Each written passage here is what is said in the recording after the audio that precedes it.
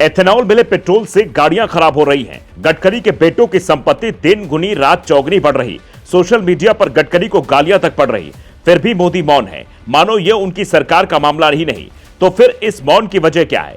नितिन गडकरी और राजनाथ सिंह दो ही ऐसे मंत्री हैं जो 2014 से अब तक मोदी मंत्रालय में डटे हुए हैं, वरना सारे पुराने मंत्रियों का पत्ता साफ हो चुका है। तो गडकरी जो कभी जनता के लिए राजनीतिक हीरो बन गए थे, वो अचानक विलन कैसे बन गए? इसे समझने के लिए 17 साल पीछे चलना होगा।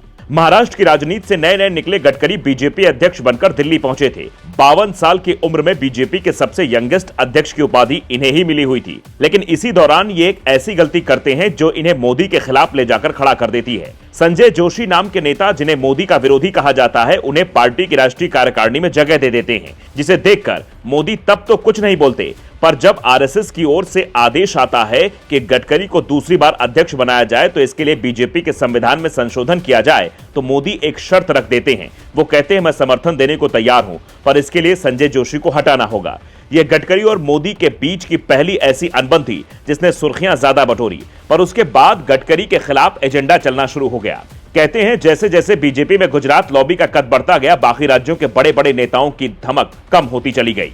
गडकरी के खिलाफ पहला आरोप लगता है साल 2012 में, जब महाराष्ट्र में 70,000 का सिंचाई घोटाला सामने आता है। उस वक्त सरकार एनसीपी कांग्रेस की थी। अजीत पवार पर गंभीर आरोप थे, लेकिन गडकरी पर पवार को बचाने के आरोप लगे थे। ये वो दौर था जब बीजेपी भ्रष्टाचार के मुद्दे पर कांग्रेस को घेर रही थी। दिल्ली में केजरीवाल ने बिगुल बजा रखा था। उस वक्त गडकरी के शुगर बिजनेस पर भी सवाल उठे। तब सुषमा स्वराज और अरुण जेटली ने प्रेस कॉन्फ्रेंस कर इन आरोपों को गलत बताया, लेकिन गडकरी के खिलाफ हवा मजबूत होने लगी थी। नतीजा, साल 2013 में इन्हें बीजेपी अध्यक्ष पद से इस्तीफा देना पड़ा। राजनाथ सिंह बीजेपी के नए अध्यक्ष बनते हैं और मोदी के नाम का प्रस्ताव वही रखते हैं, पर कहा जाता है गडकरी के इस्तीफे ने आरएसएस के उस सपने पर पानी फेर दिया जो नागपुर के नेता को उसने दिल्ली के पीएम की कुर्सी पर बिठाने का देखा था। और साल 2014 के चुनाव में गडकरी को सबसे बड़ा चैलेंज तब मिला जब उन्हें नागपुर सीट से बीजेपी ने टिकट दे दिया। ये वो सीट थी जहां बीजेपी की जीत असंभव मानी जा रही थी, क्योंकि यहां कांग्रेस का गढ़ हुआ करता था। पर गडकरी ने अपने लोकसभा चुनाव में 3 लाख वोटों से जीतकर यह बता दिया कि नागपुर में पकड़ कमजोर नहीं हुई है।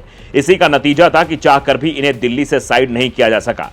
मोदी सरकार में सड़क परिवहन मंत्री की कुर्सी इन्हें ही मिलती है और ये अपने काम से ऐसी पहचान बनाते हैं कि एक ही मंत्रालय में बने हुए वो सबसे लंबे कार्यकाल वाले मोदी सरकार के मंत्री बन जाते हैं। लेकिन गडकरी यहां भी खुश नहीं थे, क्योंकि जब महाराष्ट्र के चुनाव होते हैं तो उन्हें उम्मीद थी कि वहां के सीएम की कुर्सी मिल जाएगी, पर बीजेपी ये समझ चुकी थी कि वहां भेजने का मतलब गडकरी के गढ़ को और मजबूत करना होगा। इसीलिए न दिल्ली में इनके मंत्रालय को बदला गया और न ही इन पर कोई खास दबाव बनाया गया, बल्कि महाराष्ट्र में इनके सियासी गुरु गंगाधर राव फडणवीस के बेटे देवेंद्र फडणवीस को सीएम बनाकर इन्हें समझा दिया जाता है। लेकिन इनकी सन ऑफ संघ और हाईवे मैन ऑफ इंडिया वाली छवि अभी भी बरकरार रहती है। कहा यह तक जाता है कि 2024 के चुनाव में जब लगा था कि बीजेपी की सीटें कम आएंगी तो गडकरी को फिर से पीएम कैंडिडेट के रूप में देखा जाने लगा था, लेकिन यह भी संभव नहीं हो पाया और गडकरी की अब वो कुंडली खुलने लगी है जिसे वो राजनीतिक साजिश बताने लगे। चाहे उद्घाटन के 2 महीने के भीतर ही हाईवे का टूटना हो या E20 फ्यूल पर सवाल हो, कारवा मैगजीन में छपे गडकरी परिवार पर बीफ इंडस्ट्री से जुड़े होने के भी आरोप लगे हों। हर मुद्दे पर गडकरी कई तरफ से घिरने लगे हैं और इन्हें वो दिन याद आने लगे होंगे जब पहली बार महाराष्ट्र के पीडब्ल्यूडी मंत्री बने, सड़कों का जाल बिछाया, हाईवे मैन का ख्वाब देखा, फिर अटल बिहारी वाजपेयी राज में इन्हें गांव-गांव तक सड़क पहुंचाने वाले कमेटी का चेयरमैन बनाया गया। पर तब और अब में भारी अंतर आ चुका है।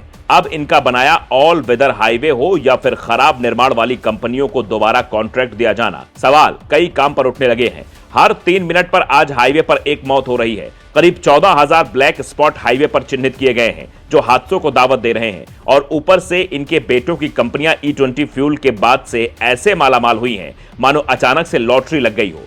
जिस आरोप पर गडकरी कहते हैं कि हमने सीधे तौर पर कोई फायदा नहीं पहुंचाया, पर गडकरी को भी अब सोचना होगा क्या से क्या हो गया देखते देखते।